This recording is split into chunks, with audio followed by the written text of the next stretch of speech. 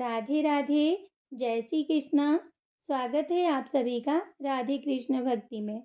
तो आज की वीडियो होने वाली है कि सर्दियों में यानी मार्गशीर्ष के महीने में हमें कन्हैया की, कृष्ण भगवान की विशेष सेवा पूजा कैसे करनी चाहिए। तो देखिए, मेरे कन्हैया अभी सो रहे हैं। अब मैं उनको बड़े ही प्यार से लाड दुलार से उठाऊंगी। हमारे यहाँ बारिश के कारण सर्दी ज़्यादा बढ़ गई है, इसलिए मैंने कन्हैया को दो दो कंबल ओढ़ा रखा है। अब हम ताली बजा के बड़े ही प्यार से अपने कन्हैया को उठाएंगे। ताली या घंटी बजा के हमें बड़े ही प्यार से अपने कन्हैया को उठाना चाहिए। तो सबसे पहले मैं प्रभु को प्रणाम करती हूँ। छोटे से बाल स्वरूप है कन्हैया, ठंडी ना लगे इसलिए मैं कंबल ओढ़ा के बैठा देती हूँ। अब हम भोग लगाएंगे। तो देखिए, मैंने यहाँ पे गुनगुना जल और ड्राई फ्रूट्स लाई हूँ कन्हैया के लिए। सुबह में मैं दूध का भोग नहीं लगा पाती हूँ क्योंकि दूध लेट से आता है। सर्दी है तो हमें गर्म तासीर वाले चीज़ों का ही भोग लगाना चाहिए अधिकतर। तो हम कन्हैया को भोग लगा देंगे। इसके बाद मैं मंदिर की साफ सफाई कर लूँगी और पूजा की तैयारी कर लूँगी। इसके बाद हम कन्हैया को स्नान कराएंगे। सर्दी की वजह से मैंने थोड़ा सा टाइम चेंज कर दिया है पूजा का। अब मैं 8 बजे कन्हैया की सेवा पूजा करती हूँ। तो मैंने पूजा की तैयारी कर ली है। अब मैंने जो भी भोग लगाया था वो मैं हटा लूँगी और स्नान कराऊँगी अपने कन्हैया को। जैसा कि आपको पता ही है, हमारे कन्हैया की सेवा मौसम के अनुसार होती है, यानी गर्मियों में गर्मी के अनुसार और सर्दियों में सर्दी के अनुसार।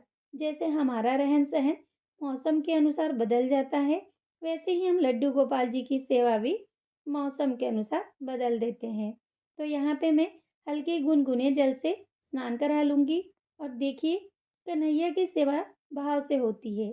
जैसे हमारे मन में भाव होते हैं प्रभु के लिए, उसी प्रकार से हम उनकी सेवा करते हैं।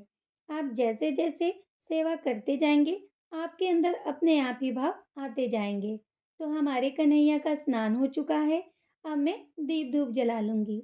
इसके बाद मैं अच्छे से पोंछ कर कन्हैया को इत्र की मालिश कर दूँगी। ज़्यादा मैं मालिश नहीं करती हूँ क्योंकि सर्दी है। जब धूप आती है तब मैं अच्छे से ऑयल से अपने कन्हैया की मालिश करती हूँ। इसके बाद मैं इनर पहना दूँगी कन्हैया को। इसके बाद में वूलन ड्रेस पहनाकर कन्हैया का श्रृंगार कर दूँगी। तो देखिए, मैंने श्रृंगार कर दिया है अपने कन्हैया का।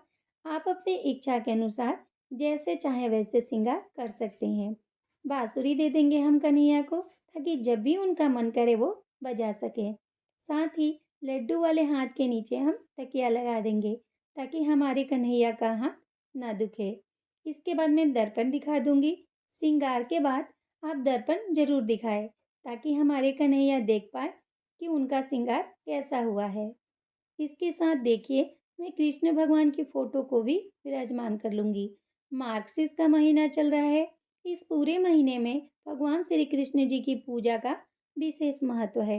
आपके पास फ़ोटो है तो आप उनकी भी पूजा कर सकते हैं, नहीं तो आप लड्डू गोपाल जी की भी पूजा कर सकते हैं। वो भी भगवान जी के ही बाल स्वरूप हैं। इसके बाद मैं जल के छींटे लगाकर भावपूर्ण कृष्ण भगवान को स्नान करा लूँगी। मार्गशीर्ष के महीने में गीता का पाठ करने का विशेष महत्व है। इस पूरे महीने गीता का पाठ जरूर करना चाहिए या फिर आप सुन भी सकते हैं। गौ माता को हम कन्हैया के पास ही विराजमान कर देंगे। इसके बाद हम चंदन से तिलक करेंगे, फूल अर्पित करेंगे और तुलसी समर्पित करेंगे। इस पूरे महीने आप भगवान श्री कृष्ण जी की तुलसी पत्र से पूजा जरूर करें। इसके बाद हम भोग लगाएंगे। तो आपने जो भी भोग बनाया हो उसका, या फिर आप जो भोग लगाते हैं उसका भोग लगा दें। देखिए, टाइम अगर मिल जाता है तो मैं भोग बना लेती हूँ, नहीं तो फिर ड्राई फ्रूट्स का या मिठाई का मैं भोग लगा देती हूँ। फिर जब मैं खाना बनाती हूँ तब मैं कन्हैया को भोग लगाती हूँ क्योंकि सुबह बहुत ही ज़्यादा बिजी रूटीन होता है। आज मैंने हलवा बनाया है कन्हैया के लिए। साथ में मैं दूध का भी भोग लगा दूँगी, जल समर्पित कर दूँगी। इसके बाद देखिए, यहाँ पे मैंने तुलसी जी की लकड़ी का दीपक बनाया है, उसी से आरती करूँगी। अगर आपके पास तुलसी जी की सूखी लकड़ी है तो आप उसी से बाती बना के आरती करें भगवान की। इससे भगवान बहुत ज़्यादा प्रसन्न होते हैं। तो यहाँ पे मैं कृष्ण जी की और कन्हैया की आरती कर लूँगी। इसके बाद मैं पूजा में हुई भूल चूक के लिए क्षमा याचना कर लूँगी। इसके बाद देखिए मार्गशीर्ष का महीना चल रहा है, जो कि भगवान श्री कृष्ण जी का प्रिय महीना है।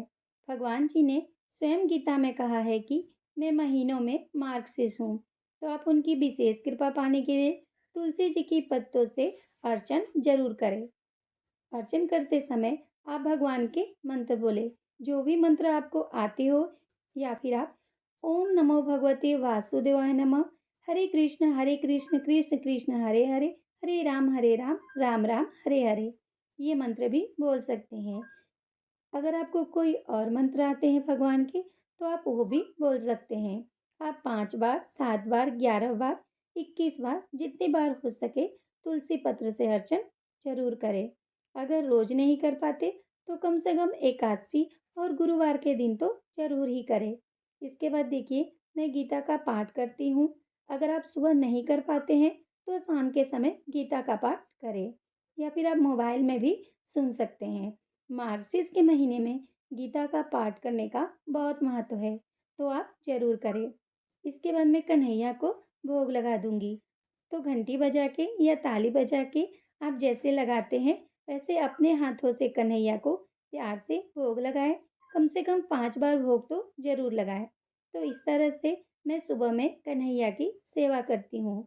अगर आप लड्डू गोपाल जी की सेवा करते हैं, तो इस तरह से सेवा पूजा कर सकते हैं। नहीं तो आप मार्गशीर्ष के इस पवित्र महीने में भगवान श्री कृष्ण जी की पूजा जरूर करें। इससे आपको विशेष फल की प्राप्ति होगी। अगर वीडियो आपको पसंद आए, तो प्लीज़ लाइक कीजिएगा, शेयर कीजिएगा, कमेंट कीजिएगा और मेरे चैनल राधे कृष्ण भक्ति को सब्सक्राइब कीजिएगा। Thank you. राधे राधे।